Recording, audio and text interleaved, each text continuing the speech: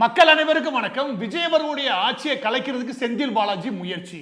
இதற்கால செய்திகள் வெளியிடுறாங்க. விஜய் அவர்கள் அதிமுக எம்எல்ஏ எல்லாம் வாங்கும்போது அதிமுகவை அழிக்கிறதுக்கு இல்ல அதிமுகவை அழிப்பதற்கு விஜய் முயற்சி பண்றார் அப்படி எந்த செய்திகளும் போடல.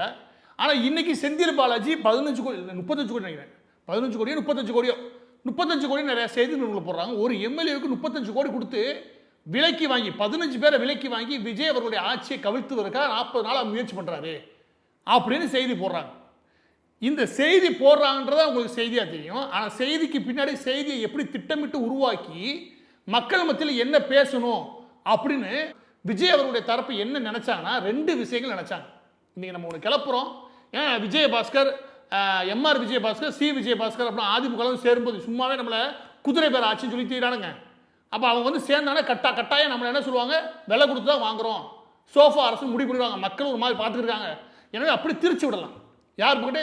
திமுக பக்கத்து. இதுக்கு நல்ல செய்தி என்ன கொடுக்கணும், நம்மளுடைய எம்எல்ஏ 15 பேர் விலைக்கு வாங்க முயற்சி பண்ணுறாங்க அப்படின்னு செய்தியை கிளப்பிடுவோம். அரசியலில் நல்ல தொடர்பு இருக்கக்கூடிய, தொடர்பு இருந்தாலுமே கூட எல்லா எம்எல்ஏ அமைச்சர்களே அவங்கள வாங்குறதா வச்சுக்கோங்க, பின்புலத்தில் கூட அவங்களுடைய சொந்தக்காரங்க, உறவினர்கள், நண்பர்கள், அவங்களுடன் தொடர்பு இருக்கக்கூடிய தொழிலதிபர்கள். எனக்கு தெரிஞ்சு இப்படி தான் நடக்கும். நான் பார்த்து பொதுவாக உட்காந்து நீ போய் பேசிட்டு வான்னு யாரும் அனுப்புறதில்ல, எந்த பத்திரிகையாலும் அப்படி முயற்சி பண்ணுறது கிடையாது. எனவே இதில் என்ன ஆதாரம் இருக்குன்னு தெரியல. ஆதாரம் வெளியானு வச்சுக்கவே அது அடுத்த கதை. ஆனால் விஜய் அவர்கள் தரப்பில் ரெண்டு விஷயங்கள் முயற்சி பண்ணாங்க. ஒன்று இதன் மூலமாக அதிமுகவை நம்ம பேரம் பேசுகிறோன்னு யாரும் சொல்லக்கூடாது அப்படின்ற விஷயத்தை திசை திருப்பு. ரெண்டாவது ரொம்ப முக்கியமானது, நம்ம எம்எல்ஏவே போகிறதுக்கு வாய்ப்பு இருக்குது. எனவே நமக்கே ஒரு பதட்டம் இருக்குது. எந்த எம்எல்ஏவாவது போன பார்த்துக்கோ, இவனே கைது பண்ணிட்டோம், நீ போன உன்னையும் கைது பண்ணுவோம் அப்படின்னு ஒரு பயமுறுத்தல் இருக்கு இல்லையா, அதையும் செஞ்சு வச்சா நல்லது. ஒரே கல்ல ரெண்டு மாங்க. இதுதான் விஜய் அவர்கள் திட்டம். ஒருபடி அதிமுகவை விஜய் விலைக்கு வாங்கலான்னு பேசக்கூடாது, நம்முடைய கட்சி எம்எல்ஏவை திமுக விலை பேசுது அப்படின்னு பேசணும். ஒன்று. இன்னொரு பக்கத்து, எவனா விலை போன இந்த பாத்துக்கு நீ கைது பண்ணியிருக்கேன், நீ பேசுனா முதக்கணும், வெளியில் பேசுறதா லீக் ஆனால் கூட எம்எல்ஏவோட கைது பண்ணுவேன் அப்படின்னு மிரட்டணும். இந்த ரெண்டு விஷயம் ட்ரை பண்ணாரு. அந்த ரெண்டு விஷயம் போய் வேற ரெண்டு விஷயம் நடந்து போச்சு. அதை பற்றி தான் அந்த வீடியோவில் பார்க்க போகிறோம். இப்போ இதில் என்ன நடந்து போச்சு அப்படின்னா, முதலாவது ஒன்று நடந்து போச்சு. ஒரு எம்எல்ஏக்கு எவ்வளோ வேலைன்னு தெரிஞ்சு போச்சு. இது பட்டவர்த்தான் வெளியே சொல்கிற வேலை, இது ராஜதந்திரம் கிடையாது. எல்லா எம்எல்ஏயும் யோசிக்க ஆரம்பிச்சுறாங்க. ஓ, நமக்கே 35 கோடி கிடைக்குதா, 35 கோடி கிடைக்குதுன்னு வச்சுக்கோங்க, 5 கோடிக்கு ஒரு நல்ல வீடு கார் கீர் வாங்கி உட்காந்துடலாம். மீதம் ஒரு 10 கோடிக்கு இந்த நான் திட்டம் சொல்கிறேன்னு நினச்சிடாங்க. நிறைய எம்எல்ஏக்கு யோசிக்க வாய்ப்பு இருக்கு இல்லையா, அதை சொல்கிறேன். மீதம் 30 கோடி இருக்குது. ஒரு 10 கோடி ஃபிக்ஸட் டெபாசிட்டில் போட்டோம்னா 7.5 வட்டின்னு வச்சுக்கோங்க. வருஷத்துக்கு 7%னா 70 லட்சம். அந்த பார்த்தா மாதம் ஒரு 5,83,000 கிடைக்கும் வருமானம். நல்ல வருமானம். அதுவும் அடுத்த வருஷம் ஃபுல்லாக கிடைக்க போகிற வருமானம். ஃபிக்ஸட் டெபாசிட் 10 கோடி. அதுக்கடுத்து ஒரு 10 கோடி ஒரு ஸ்டேபிளான நல்ல கம்பெனியோட ஷேரை வாங்கி வைக்கலாம், அது பாண்டை வாங்கி வைக்கலாம். ஏன்னா அதில் ஒரு 15% 20% ரிட்டர்ன் ஈஸியாக கொடுத்துரும். அதுவே இல்லையா, போர்ட்போலியோ மேனேஜ்மெண்ட் ஒருத்தருக்காங்க, இது மியூச்சுவல் ஃபண்ட் மாதிரி, அவங்களுக்கு கொடுத்தோன்னா 20% ஈஸியாக ரிட்டர்ன் கிடைக்கும். அப்போ 20%னா அது ஒரு 20 லட்சம் டிவைட் பண்ணி போட்டோன்னு வச்சுக்கோங்க, அது ஒரு மாதம் எப்படி பார்த்தாலும் ஒரு 8லேருந்து 9 லட்ச ரூபா கொடுக்கும். அப்போ 15 லட்ச ரூபா இந்த இன்வெஸ்ட்மெண்ட் மூலமாக நீண்ட கால முதலீடாக ஒரு 10 கோடியை தூக்கி நிலத்தில் போட்டுடலாம். அப்போ நிலம் ஷேர் மார்க்கெட்டில் கொஞ்சம் போடுறது, அதுக்கப்புறம் அப்போ நிலம் ஷேர் மார்க்கெட் இல்லை மியூச்சுவல் ஃபண்ட் இல்லாட்டி போர்ட்போலியோ மேனேஜ்மெண்ட் கொடுக்குறது, அதில் ஒரு 10 கோடி, நிலத்தில் ஒரு 10 கோடி, அதுக்கப்புறம் ஃபிக்ஸட் டெபாசிட் ஒரு 10 கோடி. இதை போட்டால் மாதம் ஒரு பெரிய வருமானம் வந்துகிட்டு இருக்கும். அதோடு சேர்த்து வீடு கட்டி வாசலை கட்டி காரை நிப்பாட்டி உட்காந்துடலாம்.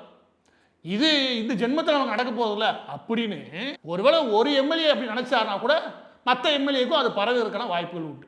எனவே விலைப்பட்டியலை அவங்க வெளியிட்டு இருக்கக்கூடாது. இப்போ எல்லா விலையும் நல்ல விலை தான் போல அப்படின்னு ஏன் யோசிக்க ஆரம்பிப்பாங்க அப்படின்னா, அந்த இடத்துல இது தவறா சரியானு நம்ம பேசுகிறோம் இல்லையா, அந்த இடத்துல அவங்களுக்கு என்ன தோணும் அப்படின்னா, சமீபத்தில் வரக்கூடிய செய்திகளை சொல்கிறேன். ஒவ்வொரு எம்எல்ஏவுக்கும் மாதம் குறிப்பிட்ட தொகை வந்துடும், எனவே யாரும் கவலைப்படாதீங்க அப்படின்னு தலைமைச் செயலக வட்டத்திலேயே பேசிக்கிறாங்க. எனவே எம்எல்ஏ எதுவும் நீங்கள் ஒரி பண்ணாதீங்க, எதுவும் நீங்கள் ரொம்ப பெரிய லஞ்சம் போய் நிற்காது, உங்களுக்கு வர வேண்டிய அமௌண்ட் வந்து சேரும் அப்படின்னு பேசப்பட்டதா ஒரு தகவல். எங்கே? பத்திரிகையாளர் மத்தியில். ஏன்னா அமைச்சரில் ஓரளவு சம்பாதிக்க ஆரம்பிச்சிட்டாங்க. அப்போ எம்எல்ஏ என்ன பண்ணுவான்? எனவே அவனுக்கு எதாவது கவனிச்சாலும் நம்ம அரசியல் நடத்த முடியுன்றதுனால அவங்க அந்த முயற்சி எடுத்து வைக்கிறாங்க. ஆனால் எம்எல்ஏ என்ன நினைப்பானா, இந்த காசு எங்கேருந்து வருது, அப்போ எல்லாமே ஒட்டு மொத்தமாக எங்கேயோ யாரோ வசூல் பண்ணுறாங்க, அதை நம்ம கொஞ்சம் பிரித்து தராங்களாம். ஏங்க இதுக்கு நான் வருஷம் ஃபுல்லாக உட்காரதுக்கு நிம்மதியாக 35 கோடி வாங்கிட்டு ஒரு ஓரமாக வீட்டை கட்டி நிம்மதியான வாழ்க்கையை தொடர போகிறேன் அப்படின்னு அவன் நினச்சானா தப்புன்னு சொல்ல முடியாது. அதோட இன்னொன்று சொல்லவா, லாட்டரி கும்பல் இருக்குது. லாட்டரி ஆதவ் எப்படி உழைச்சா வந்தார், இல்லை அவன் மாமனார் உழைச்சி வந்தாரா? எல்லாம் போலி லாட்டரி அடித்து மக்கள்கிட்ட உறிஞ்சானாங்க. இப்போ வீட்டில் ஒவ்வொருத்தருக்கும் 2 கார். அவன் மக்கள் என்ன நினைப்பானா, இவங்களாம் சம்பாரிச்சு தான் வந்தவங்க, சம்பாதிக்காம வந்திருப்பாயில. ஒரு எம்எல்ஏ என்ன நினைப்பாரு, நான் நடுத்தரவாதி, ஒரு நடுத்தரவாதியாக இருக்கக்கூடிய ஒரு எம்எல்ஏ என்ன நினைப்பாரு, அவெல்லாம் சம்பாரிச்சு வந்தாங்க. 1000 கோடி 2000 கோடி இருக்கு, அவன் என்ன வேணா பேசுவாங்க, கருமை எருமைன்னு. ஆனால் இப்பவும் சம்பாதிக்க முயற்சி பண்ணுறாங்க. நான் ஒரு வீடு வாசல் கட்டினா கூட தப்பா அப்படின்னு ஒரு எம்எல்ஏ நினைச்சாருன்னா, இந்த 35 கோடி நல்ல விலை, அட 15 கோடியும் நல்ல விலை தான் என்ன கேட்டா. எனவே 35 கோடி நல்ல விலைன்னு அவர் யோசிச்சார்னா, நான் ஐடியா கொடுக்கல, யோசிச்சார்னா அதற்கு காரணம் விஜய் தான் அதை லீக் பண்ணி விட்டு தான். எப்போ தப்பு நான் சொல்லவா, எப்போ தப்புனா, வைகோ 2 நாளைக்கு முன்னாடி சொன்னார் பாருங்க, 2 எம்எல்ஏ பதவி விலக சொன்னார் விஜய். பதவி விலக நான் பொறுப்பு, அவங்க மீண்டும் எம்எல்ஏ ஆகிறதுக்கு அப்படின்னு எந்த உத்தரவாதம் கொடுத்தாரு? அதுக்கு பேர் குதிரை பேரம் இல்லையா? அதுக்கு பேரும் குதிரை பேரம் தானே. எனக்கு 7 பேர் இப்போ ரிசைன்மெண்ட் அதிமுக எம்எல்ஏக்கள் எல்லா பேருமே விஜயுடைய கூடாரத்துக்கு போயிருக்காங்க. அவங்களாம் குதிரை பேரம் நடத்தவே இல்லையா? அவங்களாம் ஒவ்வொருத்தரும் 15 கோடி 10 கோடி செலவு பண்ணவங்க. அவங்க பதவியை ரிசைன் பண்ணிட்டு அங்கே போகிறாங்கன்னா வருமானம் இல்லைன்னு, வருமானம் இல்லாத ஒரு இடத்துக்கு போவாங்க. ஆனால் விஜயபாஸ்கர் இருக்கார், குட்கா விஜயபாஸ்கர், அவரெல்லாம் எதுக்கு போகிறாரு? அவர் மேலே எல்லா கேஸும் இருக்கு. அப்போ ஏதோ ஆதாயம் இருக்குன்றதுக்காக போவாரா இல்லையா? இப்போ விஜயபாஸ்கர் வந்துட்டார், விராலிமலை விஜயபாஸ்கர். அந்த குட்கா விஜயபாஸ்கர் மீது இருக்கக்கூடிய கேஸ் ஃபுல்லாக விஜய் நடத்துவோம் அப்படி தீவிரப்படுத்துவாரா? அப்போ அவருக்கு ஆதாயம் இருக்குல்ல. அப்போ எல்லாருக்கும் ஒரு ஆதாயத்தை கொடுத்து தானே விஜய் இங்கிட்டு இழுக்கிறாரு. அப்போ அவர் இழுக்கிறது சரி அப்படின்னா இதுவும் சரிதான் சொல்லுவாங்க. எதிர்வினை தானே ஆகுது. அப்போ நீ எந்த இடத்துல இருக்கணும், நீ செய்யற தப்புன்னு சொல்ற இடத்துல நீ இருக்கணும். ஃபர்ஸ்ட் நீ அதை பண்ணிட்டு அவங்க பண்றான்னு கை காட்டுற, நீ அதில் பண்ண, நீ பண்ணலைன்னா அவங்கள குறை சொல்லி வச்சுக்குவேன். நான் சொல்றேன் இது தப்பு, நான் சொல்லுவேன். நீ பண்ணதுக்கு எதிர்வினையை அவங்க பண்ணான்னு வச்சுக்குவேன், யாரையும் தப்பு சொல்ல முடியாது ராஜா. இது சத்தியமா சொல்றேன், முன்பு தமிழகத்தில் இவ்வளோ மோசமா இருந்ததே கிடையாது. இப்படி விலை கொடுத்து வாங்கி கொடூரமாலாம் இது செய்யறது லாட்டரி கும்பல் தான். வட மாநிலங்கள் ஆரம்பிச்சு கர்நாடகா வர கூட இது மாதிரி கூத்துலாம் பார்த்துருக்கேன். ஆனால் 2006 திமுக கவர்மெண்ட் உட்காருது, மைனாரிட்டி கவர்மெண்ட், 96 எம்எல்ஏ தான், 34 காங்கிரஸ் எம்எல்ஏவும் பாமக எம்எல்ஏ சேர்த்துட்டு அவங்க ஆட்சி நடத்துனாங்க. அப்போ கம்யூனிஸ்டும் ஆதரவு கொடுத்தாங்க. அன்னைக்கு கூட கருணாநிதி எல்லாத்தையும் விலை கொடுத்து வாங்கலை, அவர் பெரிய அரசியல்வாதி. ஆனால் அன்னைக்கு கூட இந்த மாதிரி அநாகரிகமான வேலை நடக்கலை. அவர் 96 தான் வச்சிருந்தார். எப்போவுமே மைனாரிட்டி கவர்மெண்ட் ஜெயலலிதா அவர்கள் விமர்சனம் பண்ணாங்க.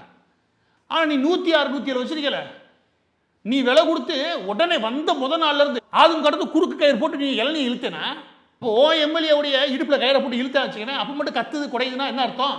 அதுவும் தப்பு தானே. நீ இழுத்த கயிறை போட்டு அவங்க குறுக்கு கயிறு ஒன்று விட்டான், அவங்க குறுக்கில் இன்னொரு கயிறை விட்டாங்க.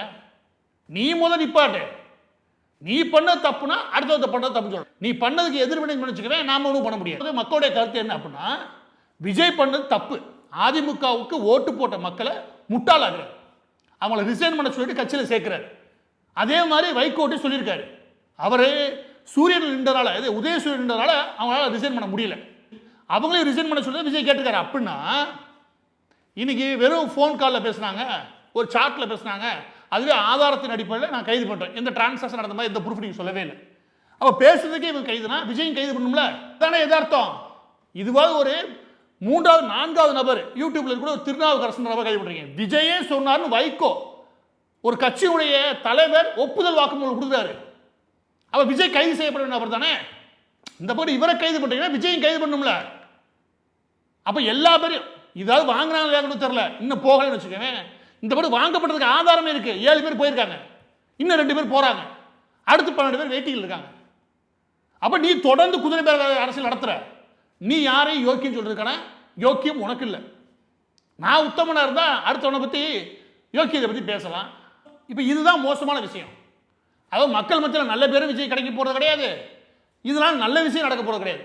எம்எல்ஏக்கள் வேற ஒரு திங்கிங்ல இருந்திருப்பாங்க. இந்த வடிவேல் படத்தில் ஒரு ஆளு பர்சோஜி ஓடுவார்ல, நீ ஒன்று யோசிச்சுக்கிட்டு நான் வேற ஒன்று யோசிக்கிறேன்னு சொல்லி எடுத்து ஓடி போயிடுவாள், அந்த கதை தான் நடக்க போகுது. டே ரெடி ஆயிடுறா அப்படின்னு சொல்லிட்டு இருப்பார் விஜய். அங்கிட்டு எம்எல்ஏ நீ சொல்லுப்பா நான் வேற ஒரு ஐடியா போட்டிருக்கேன் அப்படின்னு சொல்லி ஓடி போனால் பிறக்கிற வாய்ப்பு உண்டு. ஏன் நான் சொல்கிறேன்னா அதில் 2வது விஷயத்துக்கு வரேன். ஏன்னா எனக்கு நல்லா தெரியும், எனக்கு நல்லாவே தெரியும், அரசு பிரச்சனை கிடையாது, நிறைய இடங்களில் நான் கவனித்தது உண்டு. அது என்ன அப்படின்னா, போன தேர்தலில் இதே டிவிக்கு விஜய் அவர்களுடைய கட்சி சார்பாக நின்றாங்க இல்லையா, அதில் நிறைய இடங்களில் விஜயோட ரசிகர்கள் கிடையாது, கடைசி ஆளை கொண்டு வந்து நிப்பாட்டினாங்க. அந்த நபர்கள் பலருமே திராவிட கட்சிகளுக்காக அவங்களோட ஒரு சமரசமான உடன்பாடுக்கு வந்தாங்க. நிஜமாக சமரசமான உடன்பாடுக்கு வந்தாங்க. அதனால் பிரச்சாரத்துக்கு போகவே இல்லை. நீங்கள் நிறைய இடத்துல கேளுங்க, அந்த வரவே இல்லைங்க எங்கள் ஏரியான்றாங்க. அப்படி எனக்கு தெரிஞ்ச ஒரு 46லேருந்து 52 பேர் எம்எல்ஏ பதவிக்கு நின்றவங்க, எம்எல்ஏ போட்டிக்கு நின்றவங்க பிரச்சாரத்துக்கே போகவே இல்லை. ஆனால் அதில் ஒரு 30-40 பேர் ஜெயிச்சிட்டான், வெற்றி பெற்று உள்ளே போயிட்டான். அப்போ தேர்தலுக்கு முன்பே ஒரு உடன்படிக்கைக்கு வந்தவங்க இன்னைக்கு அதுக்கப்புறம் உடன்படிக்கைக்கு போக மாட்டான்னு என்ன நிச்சயம் இருக்குது? அந்த உடன்படிக்கை நல்ல உடன்படிக்கைன்னு வச்சுக்கவேன் போவதற்கான வாய்ப்புகள் அதிகம். கரெக்டா? அதற்கு இப்போ தூண்டி விட்டது யாரு? அதுவா ரகசியமாக போயிருக்கும். இப்போ இவர் என்ன பண்ணி விட்டார்? 35 கோடிப்பா விலை. ஓ 35 கோடியா, எனக்கு தெரியவே தெரியாதுன்னு நினச்சி அந்த ஆள்லாம் உஷாராயிருக்கான். பிரச்சாரத்துக்கே போகாமல் நேராக கவுண்டிங்கு வந்து வெளியே படுத்து கிடந்துட்டு கடைசியாக நீங்கள் ஜெயிச்சிட்டீங்கன்னு கூப்பிட்டு அவனை சர்டிஃபிகேட்டாக கொடுத்தாங்க. அந்த ஆள்லாம் உண்டு. அந்த மாதிரி நபர்கள் இனி என்ன பண்ணுவானுங்க? உட்காந்து யோசிப்பானுங்க. 35 கோடின்றது ஒரு நல்ல ஆஃபர் தான். மாறுதா சொல்கிற மாதிரி 10 கோடியாக 3 பிரித்து போட்டு ஒரு வீட்டை ஒரு 5 கோடி கட்டிட்டா சரியாக இருக்குமே அப்படின்னு அவர் சொன்னாலும் நான் பொறுப்பு கிடையாது. நான் சொன்னது அவங்களோட திட்டம் இருக்க வாய்ப்பு இருக்குன்னு. சரியா? எனவே இந்த 35 கோடின்ற விஷயம் தீவிரமான விஜய் ரசிகராக இருக்கக்கூடிய ஒரு எம்எல்ஏ இருப்பார் இல்லையா, அவருக்கு வேணாம் நாகரிகமாக இருக்காதுன்னு நினைக்கலாம். ஆனால் அவரை அடுத்த தேர்தலில் மாறுக்கலாம் வாய்ப்பு உண்டு. ஆனால் இப்படியான வேட்பாளர்களாங்களே, அதாவது யார் கிடைச்சாலும் நிப்பாட்டோம் இல்லையா, அந்த மாதிரி வேட்பாளர்களுக்கு 35 கோடின்றது நல்ல அமௌண்ட் தான். அப்போ போகலாமே அப்படின்னு யோசிக்கிறதுக்கான வாய்ப்புகள் உண்டு. ஏன்னா நீ சித்தாந்தம் பார்த்து வரலையே. இதுவே நாம் தமிழர் கட்சி இல்லை திராவிட கொள்கைகள் பேசக்கூடிய தீவிரமான நபர்கள் இல்லை இந்துத்துவா கொள்கைகள் பேசக்கூடிய தீவிரமான நபர்கள் வச்சுக்கோங்க, கொள்கையை சார்ந்த விஷயத்தில் அங்கே போய் பேசவே முடியாது. நீ என்ன சொன்னாலும் அங்கே போய் பேச முடியாது அவங்களால. எனவே அது ஒரு கட்சியிலே இருப்பாங்க, இல்லைனா பரவாயில்ல, ஆனால் அது தண்ணி போக முடியாது அவங்களால. ஏன்னா கொள்கை உடன்பாடோடு அதோட உள்ள இணைஞ்சிருப்பாங்க. இது கொள்கை என்ன இருக்குது மண்ணாங்கட்டி? ரசிகர் பட்டாளத்தை தாண்டி இருக்கக்கூடிய நபர்களுக்கு என்ன இருக்குது இங்கே அவசியம் இருக்குது? நான் கேட்குறேன். அது ஆதவர்ஜுனா கிளம்பி வேலை ஆகணுமா? ஏடிஎம்கே உடைக்கிறது ஆகிப்போச்சு. இன்னொரு பக்கத்து எம்எல்ஏ பொறுத்த வரைக்கும் விலை இப்போ தான் தெரிய வருது. அவங்க கூட ஒரு 4 பேர் பேசிடலாம். ஆனால் இப்போ எல்லா எம்எல்ஏக்கும் விலை தெரியும், நல்ல விலை, நம்மகிட்ட யாரும் பேச வரலையே அப்படின்னு யோசிக்க ஆரம்பிச்சுடுறாங்க. இந்த 2 நடந்து போச்சு. எனவே நடந்திருக்க விஷயம் மாறுதா சரியா தப்பா அப்படி பேசுங்கன்னா தப்பு. எப்போ தப்புனா அதை சொல்கிற இடத்துல விஜய் இருக்காரான்றதான் கேள்வி. அவரும் தப்பு. எனவே அரசியல் தப்பு இருக்கு இல்லையா, அவங்க 2 சண்டை போட்டு போகிறாங்க. இது 2 பேர்த்தையும் நியாயம் தீர்க்கிற இடத்துல நம்ம கிடையாது.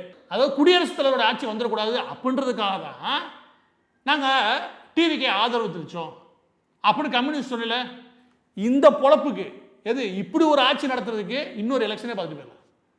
இவன் அவ்வளோ குதிரை பேர் நடத்துகிறேன், அங்கேருந்து நான் இங்கிட்டு ஓடுது, இன்னும் 2-3 வருஷத்துக்கு இப்படியே போச்சு வச்சுருக்கேன். நான் சொல்கிறேன், தூங்கி எதிர்த்தா ஆட்சி இருக்குமா இருக்காதா அப்படின்ற மனநிலையே ஒரு ஆட்சி இருந்துச்சுன்னா என்ன உருப்படும்?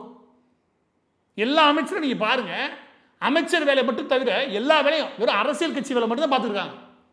இங்கேருந்து அங்கே போகிறாங்க, ஆள் இருந்து சொல்ல கூட்டணி கட்சிகளை பார்க்குறாங்க, கூட்டணி கட்சியில் இங்கே போகிறானுங்க. கெடுவாய்ப்பாக இந்த கெட்டதை ஆரம்பித்து விட்டது விஜய் அவர்கள் தரம் தான். இதோட இறுதியாக இது சம்பந்தமாக வெளியே வந்து அமைச்சர் நிர்மலா அவர்கள் பேசுகிறாரு. அமைச்சர் நிர்மலா அவர்கள் எனக்கு தெரிஞ்சு கொஞ்சம் நிதானமாக பேசக்கூடிய நபர். ஆனால் இன்னைக்கு ஒரு வார்த்தை ஒன்று விடுறாரு. என்ன அப்படின்னா, அதான் குளத்தூரில் தோற்று போயிட்டீங்களே, நீங்கள் அரசியல் விட்டே ஒதுங்கிடுங்க, அதே உங்களுக்கு நல்லது அப்படின்னு சொல்லி எம்.கே. ஸ்டாலினை பற்றி சொல்கிறார். சண்டை போடலாம், ஆனால் இதெல்லாம் கொஞ்சம் அதிக பிரச்சனை தரணும் என்கிட்ட.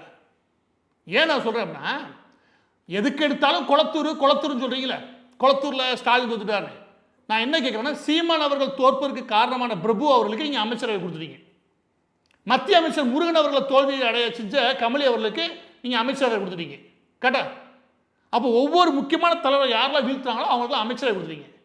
அப்படி பார்த்தா முதலமைச்சரே வீழ்த்திருக்காரு. யார்? வி.எஸ். பாபு. அந்த பாபுவை கூப்பிட்டு ஒரு அமைச்சரை கொடுக்கணும் தானே? ஏன் கொடுக்கல? ஏன்னா அதோட தகுதி அவ்வளோதான், அது உங்களுக்கே தெரியுது. கரெக்டா? அந்த ஆளோட தகுதி என்னன்னு உங்களுக்கே தெரியும், ஊருக்கே தெரியும். எனவே முடிஞ்சா அவர் அமைச்சராக்குங்க. ஸ்டாலினே தோற்கடிச்சார், அவர் தேர்தல் வேலை சரியாக தான் பார்த்தாப்புல. எனவே பாபு அவர்களுக்கு நீங்கள் நிதியமைச்சரையோ அது ஏதோ ஒரு இலக்கால அமைச்சர் ஆக்கி விடுங்க, பார்ப்போம், ஆக்கு பார்ப்போம். எதுக்கிறதா குளத்தூர் பேசுகிறேன்? ஆக்கு என்ன யோக்கியது இருக்கு நான் பார்க்குறேன், ஆக்கு நான் சொல்கிறேன். எனவே இவனா குளத்தூர்னு சொல்லி வச்சுக்கிறதுக்கப்புறம் நீ செய்ய வேண்டியது, குளத்தூரில் ஸ்டாலின் தோற்கடிச்சார்ல, பாபு அமைச்சராங்கடா. ஆகவே நடக்கக்கூடிய விஷயம் ஒன்று அதிர்ச்சிகரக்கூடிய அடடா இப்படி ஆயிடுச்சு அப்படின்ற விஷயம்லாம் கிடையாது. இதெல்லாம் மக்களாக எதிர்பார்த்தோம். நீ அதை பண்ணிக்கிட்டு இருக்க அதிமுகவை ஓ எம்எல்ஏ அவங்க தூக்க போகிறாங்க பாரு அப்படின்னு நாங்கள் எதிர்பார்த்துக்கணும். அதே மாதிரி நடக்குது. எனவே எப்படியோ கோழி குஞ்சு அடகாக்குற மாதிரி எல்லா எம்எல்ஏ தூக்கிட்டு வந்து விஜய் வீட்டு பக்கத்தில் வச்சுக்கோங்க. அதான் நல்லது.